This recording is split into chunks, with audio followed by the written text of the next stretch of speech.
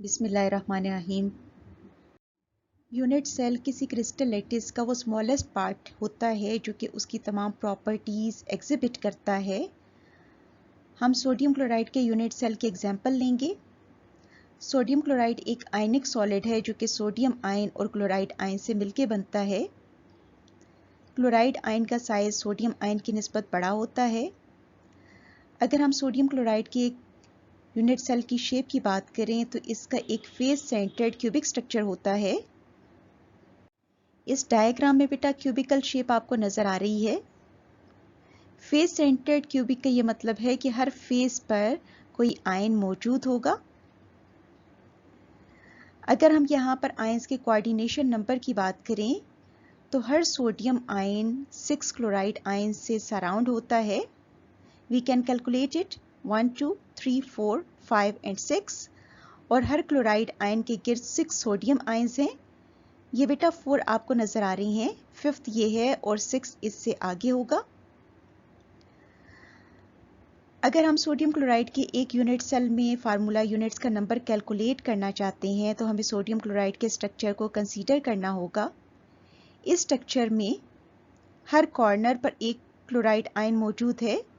इसी तरह से हर फेस के सेंटर में एक क्लोराइड आयन मौजूद है।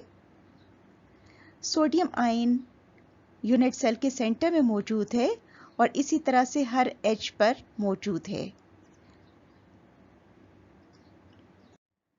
हमने एक यूनिट सेल में सोडियम आयन और क्लोराइड आयंस की अरेंजमेंट डिस्कस की।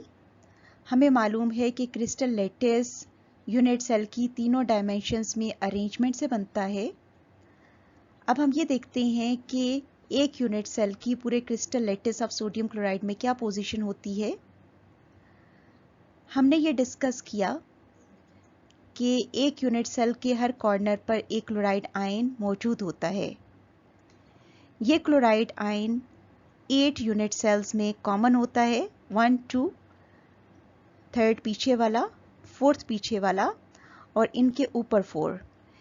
ये कॉमन आयन है इन 8 यूनिट सेल्स में।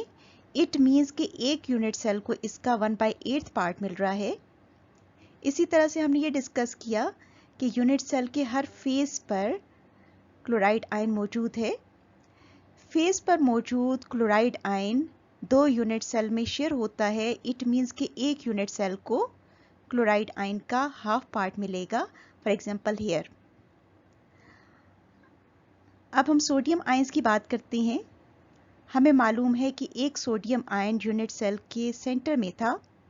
ये किसी से शेयर नहीं हो रहा और इस तरह से ये पूरे का पूरा इस यूनिट सेल की और इस यूनिट सेल की पोजीशन में है। यूनिट सेल के हर एज पर भी सोडियम आयंस मौजूद थे। एज पर मौजूद एक सोडियम आयन 4 यूनिट सेल में 1 2 3 4 इनके दरमियान में शेयर हो रहा है। इट मीन्स कि हर यूनिट सेल को इसका 1/4 पार्ट मिल रहा है। इन तमाम डिस्कशंस को माइंड में रखते हुए हम एक यूनिट सेल में आयंस का नंबर कैलकुलेट करते हैं। पहले हम कैलकुलेट करेंगे number of chloride ions in a unit cell of sodium chloride. हमें मालूम है कि total number of chloride ions at corners of a unit cell is 8. Contribution of one chloride ion at corner to a unit cell is 1/8. Total contribution of chloride ions at corner to a unit cell is contribution of one ion multiplied by total number of ions, that becomes equal to 1. Similarly, total number of chloride ions at faces of a unit cell is equal to 6 because there are 6 faces of a unit cell. Contribution of one chloride ion at face to a unit cell is half. Total contribution of chloride ions at faces to a unit cell is contribution of one ion multiplied by total number of ions, that is equal to 3.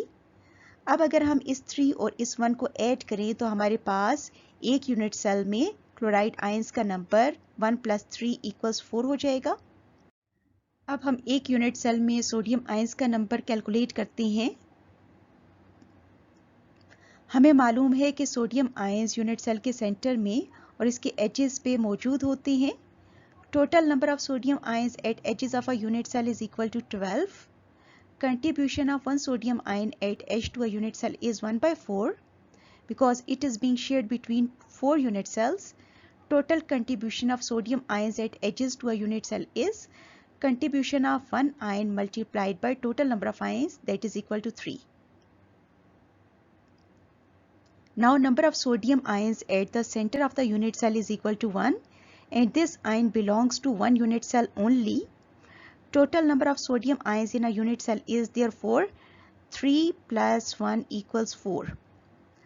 हमने ये calculate किया कि एक unit cell में 4 chloride ions होते हैं और 4 ही sodium ions भी होते हैं. Therefore total number of sodium chloride formula units in a unit cell is equal to 4.